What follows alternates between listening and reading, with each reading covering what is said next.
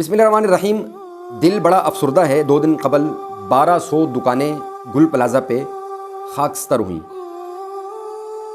بڑی ہی عجیب کیفیت تھی جب یہ واقعہ دیکھا، سوچا اس پر ویڈیو بناؤں۔ کئی مرتبہ سوچنے کے باوجود بھی ویڈیو نہیں بنا سکا، اس لیے کہ بولنے کی سکت نہیں تھی، اس لیے کہ ایک غریب ہی غریب کی کیفیت کو سمجھ سکتا ہے۔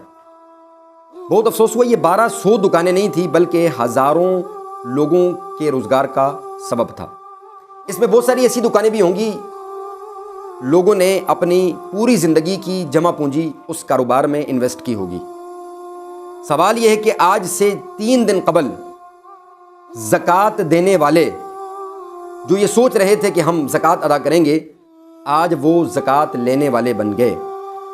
یہ واقعہ حادثاتی طور پہ ہوا یا یہ پلانٹڈ تھا، اس پر تو میں گفتگو نہیں کروں گا، لیکن اتنا ضرور کہوں گا کہ گل پلازا یہ کسی بلدیہ ٹاؤن میں واقعہ نہیں ہے، کسی ناظم آباد میں واقعہ نہیں ہے، یہ کسی سراب گوڑ کی طرف یا یہ ہب چوکی کی طرف واقعہ نہیں ہے، بلکہ کراچی کے دل میں واقعہ ہے۔ جی ہاں، یہ کراچی کا سب سے بڑا تجارتی مرکز جہاں گل پلازا واقع ہے، وہاں 18 گھنٹوں سے زائد آگ جلتی رہی، لیکن حکومت کے پاس کوئی حفاظتی اقدامات نہیں تھے کہ اس پر قابو پایا جاتا۔ لوگ اپنی مدد آپ کے تحت کچھ سامان کو سیو کرتے ہوئے نظر آئے۔ اس کا مطلب یہ ہوا کہ یہ آگ بڑی سلو موشن میں اس نے ان 1200 دکانوں کو لپیٹ میں لیا۔ یعنی پہلے یہ آگ بڑی سلو تھی، اگر اس پہ حفاظتی اقدامات مکمل ہوتے تو قابو پایا جا سکتا تھا، لیکن ایسا نہیں ہوا۔ بظاہر یہ دکانیں اینٹ پتھر اور سیمنٹ اور گارے سے بنی ہوئی نظر آتی تھی، لیکن حقیقت میں یہ ان 1200 دکانوں کے جو مالکان تھے اور ان کے پاس جو سٹاف تھا، جو ہزاروں کی تعداد میں کم سے کم بھی اگر آپ اندازہ لگائیں تو 5000 سے زائد لوگوں کے گھر کا نظام ان دکانوں سے، اس گل پلازا سے چلتا تھا۔ سوال یہ کہ یہ 5000 لوگ اب روزگار کے لیے کہاں مارے مارے پھر رہے ہیں۔ اس سے پہلے بھی پاکستان کے اندر، بالخصوص کراچی کے اندر، بہت سارے نوجوان بے روزگار ہیں اور بے روزگاری سے تنگ آ کر وہ غلط راستے پر چل پڑے ہیں۔ حکومت نے کوئی اقدامات نہیں کیے۔ اب میں سوال یہ کرنا چاہتا ہوں کہ جو آتا ہے وہ ویڈیو بناتا ہے اور ویڈیو بنا کے چلا جاتا ہے۔ اب سوال یہ کہ اس ویڈیو سے اس غریب کے گھر کا چولہا جلے گا؟ جو آتا ہے وہاں پر اظہار مذمت کر کے چلا جاتا ہے اور تاجر برادری کے دکھ میں برابر شریک ہونے کا اعلان کر کے چلا جاتا ہے۔ سوال یہ کہ حکومت بھی اگر اظہار افسوس کرنے لگ جائے تو غریب عوام جائے گی کہاں؟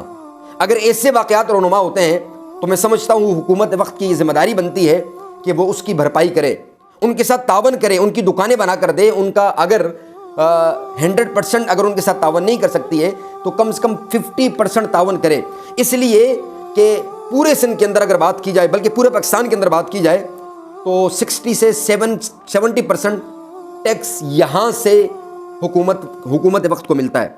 یعنی یہ وہ مرکز ہے یہاں سے 70% ٹیکس سے پوری پاکستان کا یا پورے سندھ کا نظام چلتا ہے۔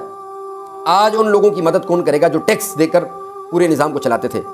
میں اس ویڈیو میں اتنی گزارش ضرور کروں گا کہ ان لوگوں کے ساتھ بھرپور تعاون کیا جائے۔